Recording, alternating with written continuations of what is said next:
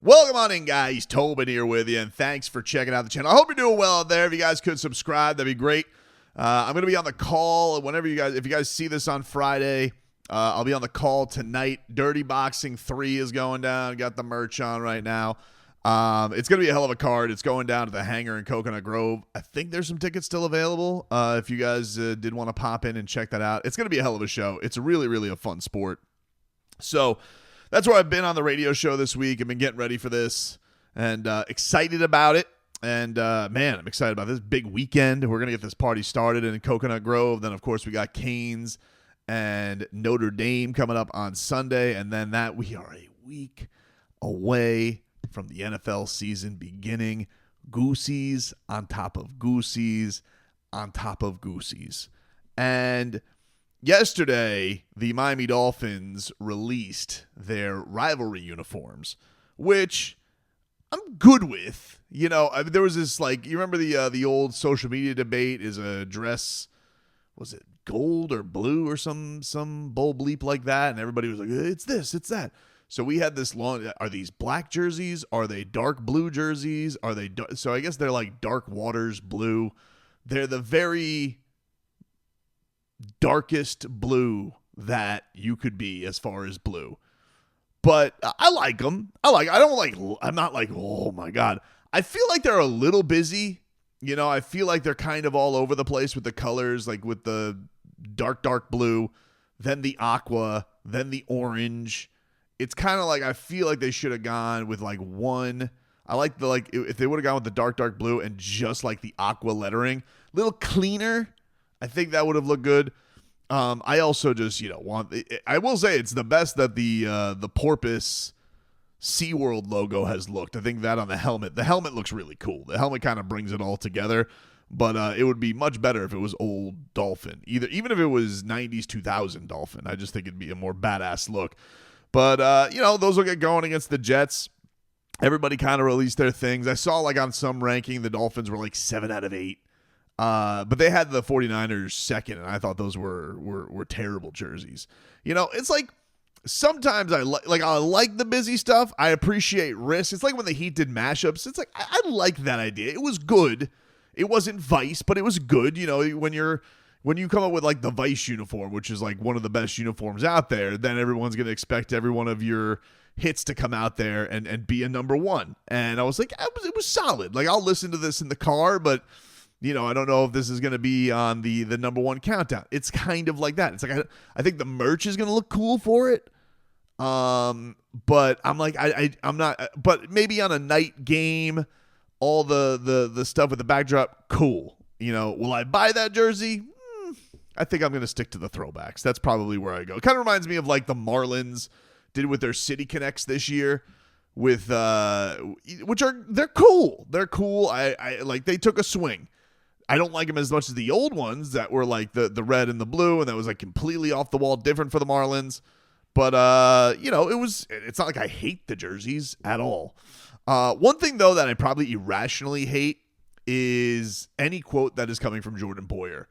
This guy, really just has a way to just make me furious because he's returned to the Bills, and recently he was being a little snippy on Instagram. He went on one of his mushroom ayahuasca rainforest trips and loves to get high as a kite, like Aaron Rodgers, and go speak to the wolf gods. And he was getting cute on Instagram, being like, hey, nobody wants a Dolphins jersey. And I was annoyed by that. But then he's back with the Bills, who obviously they love him. And this is nothing against him and his toughness as a player. I know this is a man who drove around the country with broken ribs to play with his team. He's had a very strong career as a safety, but he did have a terrible season with the Miami Dolphins. And I don't like the idea that the Dolphins have already been kicked a lot, with what happened last year. And it's not even to say that it's not deserved, okay? I'm here to tell you, very clearly the Dolphins had a bit of a cultural issue in their locker room. I believe Mrs. Poyer put some of that out into the ether on social media, which is fine, but it also doesn't mean that Jordan Poyer didn't play And I think that's one of the things that I just find bothersome is like, you can have a good career. You can have a very illustrious career. You cannot like the way things are done with the Dolphins, but you could also have had a really, really season.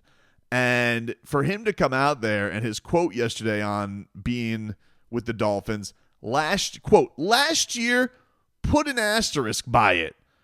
It was a tough year all around. I'm not going to throw around anything of what went down over there, but at the same time, it was a hard year.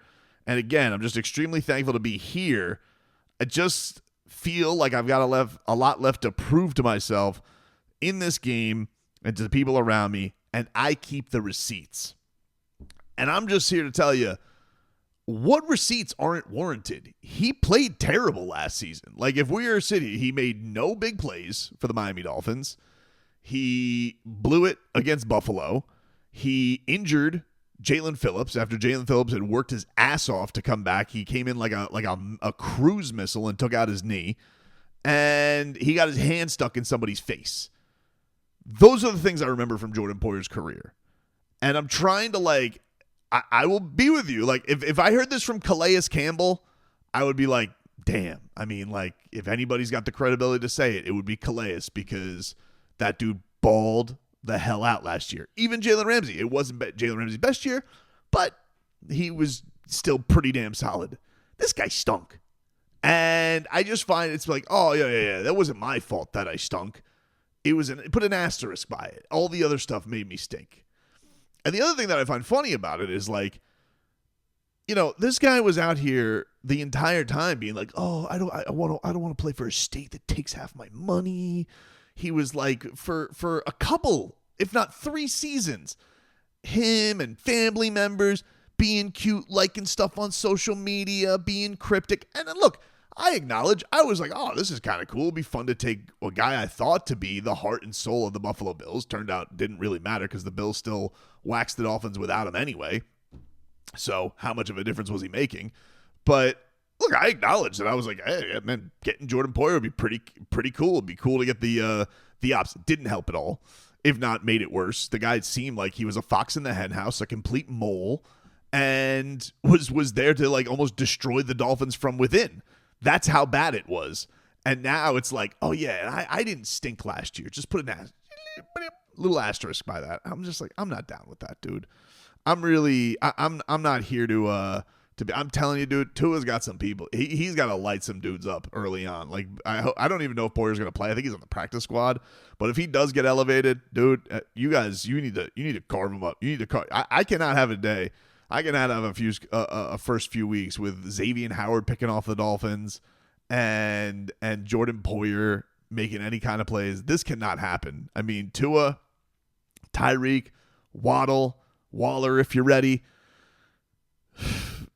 Devon Achane, things need to happen here. Speaking of the running backs, by the way, I'm sure you guys saw Jaylen Wright. Looks like he's going to be out for a little bit. He gets a procedure. The Dolphins bring back Jeff Wilson. Now, that's a guy you can rely upon. Jeff Wilson, every time it seems like his playing time was taken away, you put him in there, dude will run his ass off, and just play balls to the wall. A guy you can respect. Kendall Lamm, same way. Like, Kendall Lamm was asked yesterday about the whole culture thing. Remember Kendall Lamm got caught up in fake news? I felt terrible about that. I was reading stuff on the air. I was like, Kendall Lamm said this? I had to come back the next day and be like, I got completely duped by this because I thought he gave a quote to ESPN. And then I was like, look at it. And I'm usually pretty good about like, all right, let me make sure, because I know that stuff moves hot and heavy. My whole thing was, and this is why I got, is I couldn't imagine anybody faking a Kendall Lamm quote. And that's the genius of it, is like you pick the most innocuous Dolphin, like their last year swing tackle, and he's on the Eagles, and he's like, oh, things are amazing here. So I got.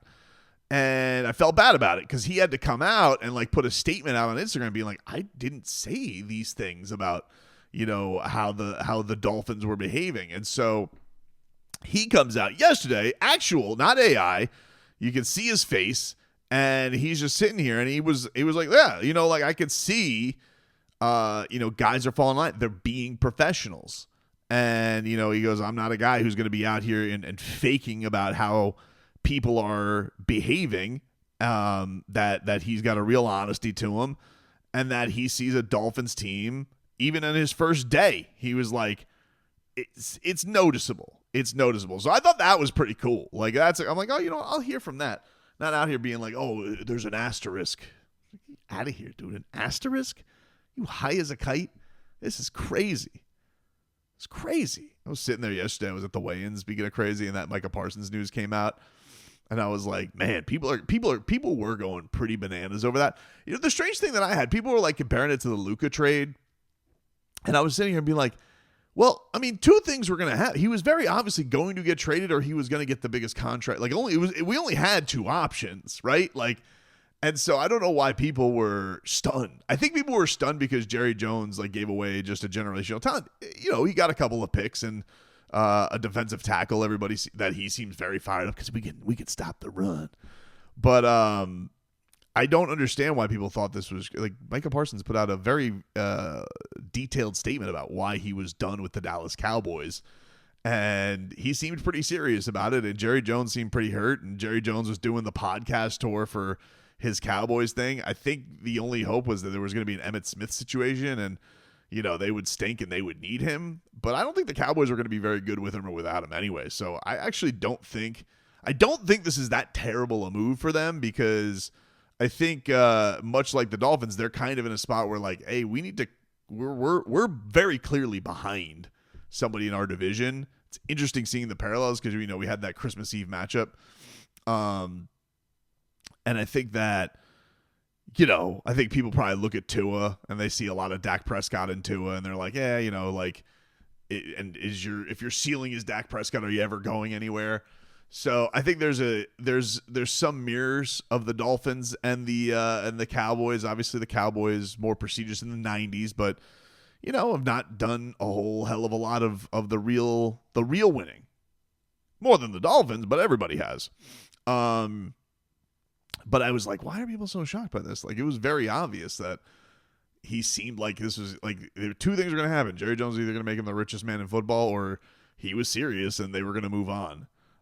Maybe that they felt like he wasn't going to get enough. I'm honestly surprised they got multiple first-round picks when everybody knew that they had to give him the biggest contract ever and that the Cowboys were rats off a ship on him. So I don't know, man. Wasn't too shocking to me that news popping down, but I get it. It's the Cowboys. They garner a lot of headlines. That is how it is. But man, Jerry Jones. I was watching this press conference, and he was like calling him Michael 100 times. I'm like, Michael.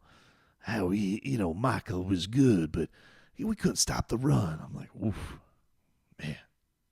The old aren't very good with names.